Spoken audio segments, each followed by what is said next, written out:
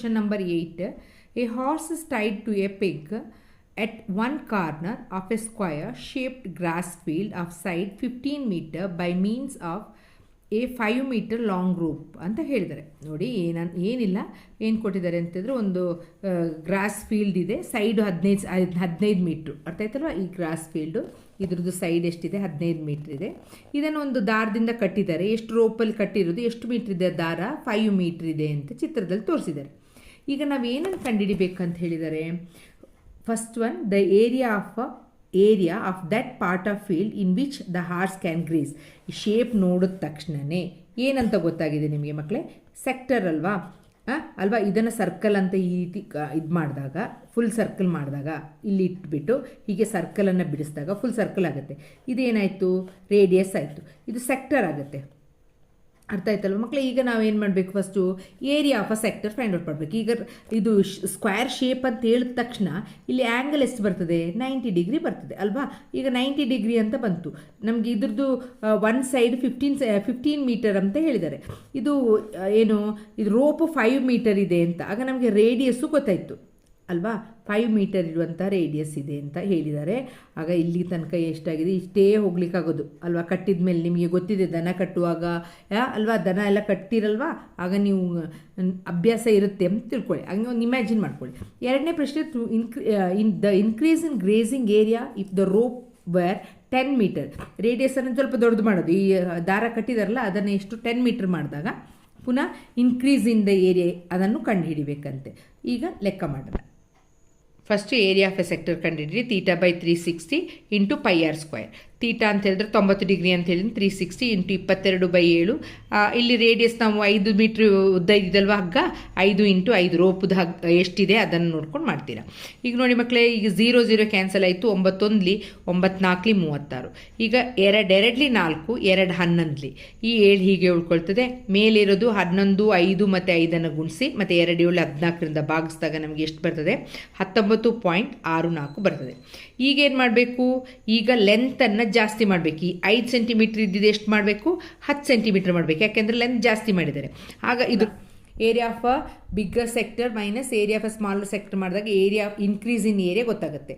ಏನು ಮಾಡ್ತೀರಾ? θ/360 into πr² same ಅದೇ ಥರ ಮಾಡ್ತೀರಾ. 90/360 ಇಲ್ಲಿಗೆ 10 10 ಅಂತ ಹಾಕಿದಾಗ ಆನ್ಸರ್ ನಿಮಗೆ ಎಷ್ಟು ಬರ್ತದೆ? 78.5 ಬರ್ತದೆ. ಈಗ ನಾವೇನು ಮಾಡಬೇಕು? ಎಷ್ಟು ಜಾಸ್ತಿ ಇನ್ಕ್ರೀಸ್ ಆಗಿದೆ ಅಂತ ಹೇಳಿದ್ರೆ ಈ 78.5ಇಂದ ಮೊದಲು ಮಾಡಿದ್ದೀವಲ್ಲ ಸಿಕ್ಕಿದೆಲ್ಲ ಏರಿಯಾ ಆಫ್ ಸೆಕ್ಟರ್ 19.64. ಯಾವಾಗ 5 ಮೀಟರ್ ಇದ್ದಾಗ ರೋಪ್ದು ಲೆಂತ್, ದಾರದ ಹಗ್ಗದ ಉದ್ದ 5 ಮೀಟರ್ ಇದ್ದಾಗ ಎಷ್ಟು ಬಂದಿದೆ ಏರಿಯಾ ಆಫ್ ಸೆಕ್ಟರ್? 19.64. ಅದನ್ನು ಮೈನಸ್ ಮಾಡಿದಾಗ ನಿಮ್ಗೆ ಏನು ಆನ್ಸರ್ ಬರ್ತದೆ? ಅದನ್ನು ಮೈನಸ್ ಮಾಡಿದಾಗ 58.88 ಸೆಂಟಿಮೀಟರ್ ಸ್ಕ್ವೇರ್ ಬರ್ತದೆ. ನೋಡಿ 9th question. A brooch is made with a silver wire in the form of a circle with a diameter 35 millimeter. The wire is also used in making 5 diameters. ಹಿಂಗೆ 5 diameters ಅಂತ ಹೇಳಿದ್ರೆ centre ಮೂಲಕ pass ಆಗಿ ಹೋಗಬೇಕು, ವ್ಯಾಸ ಅಂತ ಹೇಳ್ತೀವಿ. Okay, 5 diameters which divide the circle into 10 equal. 5ಅನ್ನು 10 equal parts ಆಗಿ ಮಾಡ್ತೇವೆ sector. As shown in the figure. ಏನು ಫೈಂಡ್ ಔಟ್ ಮಾಡಬೇಕು? Find the total length of the silver wire required find out ಮಾಡಬೇಕು. ಮತ್ತು ಏರಿಯಾ ಆಫ್ ಈಚ್ ಸೆಕ್ಟರ್. ಒಂದು ಸೆಕ್ಟರ್ನ ಕಂಡುಹಿಡಿದ್ರೆ ಸಾಕು. ಯಾಕೆಂತ ಹೇಳಿದ್ರೆ ಅಲ್ಲಿ 10 ಸೆಕ್ಟರ್ಸ್ ಇದೆ, ಒಂದು ಸೆಕ್ಟರ್ನ ಕಂಡುಹಿಡಿಯೋಣ. ಸಿಲ್ವರ್ ವೈರ್ ಯೂಸ್ಡ್ ಏನು, ಅಲ್ಲಿ ಸರ್ಕಂಫರೆನ್ಸ್ ಆಫ್ ಅ ಸರ್ಕಲ್ ಕಂಡುಹಿಡಿದು ಪ್ಲಸ್ 5 ಇಂಟು ಡಯಾಮೀಟರ್ನ 5 ಡಯಾಮೀಟರ್ದು ಉದ್ದವನ್ನು ಕಂಡುಹಿಡಿಬೇಕಾಗುತ್ತೆ. ಫಾರ್ಮುಲಾ ಗೊತ್ತಿದೆ. Circumference of a circle 2πr plus 5 into 35 millimetre ಅಂತ ಕೊಟ್ಟಿದ್ದಾರೆ. ಆಗ ಇಂಟು ಮಾಡಬೇಕು. ಆಗ ಇದನ್ನು ಸಿಂಪ್ಲಿಫೈ ಮಾಡಿದಾಗ ನಮಗೆ ಎಷ್ಟು ಬರ್ತದೆ? 285 ಮಿಲಿಮೀಟರ್. ಸಿಲ್ವರ್ ವೈರ್ ಎಷ್ಟು ಯೂಸ್ ಮಾಡಿದ್ದಾರೆ ಅಂತಿರೋದು ಗೊತ್ತಾಗುತ್ತೆ. ಯಾವುದಕ್ಕೆಲ್ಲ ಮೆಡಲ್ ಮಾಡಲಿಕ್ಕೆ ಮತ್ತು ಡಯಾಮೀಟ್ರ್ ಮಾಡಲಿಕ್ಕೆ ಎರಡಕ್ಕೂ ಸೇರಿ ಇಷ್ಟು 285 ಮಿಲಿಮೀಟ್ರ್ ತಂತಿಯನ್ನು ಬಳಸಿದ್ದಾರೆ. ನೆಕ್ಸ್ಟ್ ಅಲ್ಲಿ ಕೇಳಿರೋದೇನು? ಅಲ್ಲಿ ಕೇಳಿರೋದು ಏರಿಯಾ ಆಫ್ ಅ ಒಂದೊಂದು 10 ಪೀಸ್ ಆಗಿದೆಯಲ್ಲ ಅದರಲ್ಲಿ ಒಂದು ಸೆಕ್ಟರ್ದು ಎಷ್ಟಿದೆ, ಒಂದು ತ್ರಿಜ್ಯಾಂತರ ಕಣದ ವಿಸ್ತೀರ್ಣವನ್ನು ಕಂಡುಹಿಡಿಯಿರಿ ಅಂತ. So area of a sector equal to θ/, ಈಗ 1 ಆ್ಯಂಗಲ್ ಆಫ್ ದ ಸೆಕ್ಟರ್ ಅಂತ ಕಂಡುಹಿಡಿಬೇಕು. ಯಾಕೆಂದರೆ ಅಂದರೆ ಅಲ್ಲಿ 10 ಪೀಸ್ ಆಗಿರೋದ್ರಿಂದ 360 ಡಿವೈಡೆಡ್ ಬೈ 10 ಮಾಡಿದಾಗ ನಮಗೆ 36 ಡಿಗ್ರಿ ಆಯಿತಾ. One angle of a sector 36 degree ಬರ್ತದೆ. ಆಗ ನಮಗೆ ತೀಟಾ ಇಲ್ಲದಿದ್ದರೆ ನಮಗೆ ಮಾಡಲಿಕ್ಕಾಗಲ್ಲ. Area of a sector equal to theta by 360 pi r square.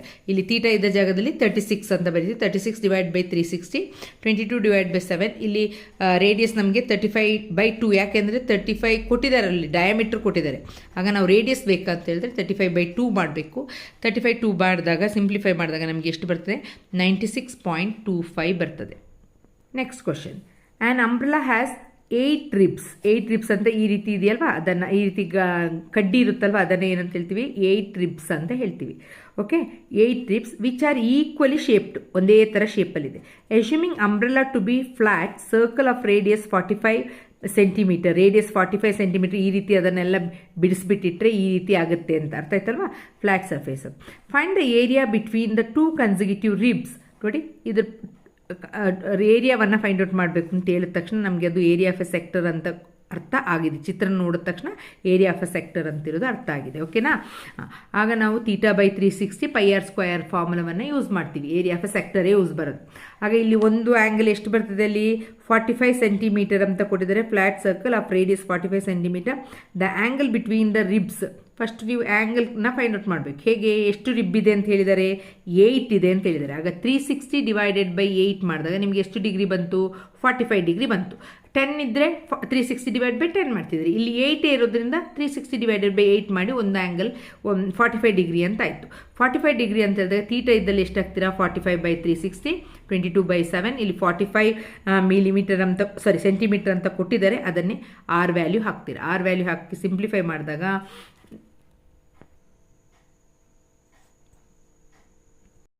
795.5 centimetre square ಬರ್ತದೆ.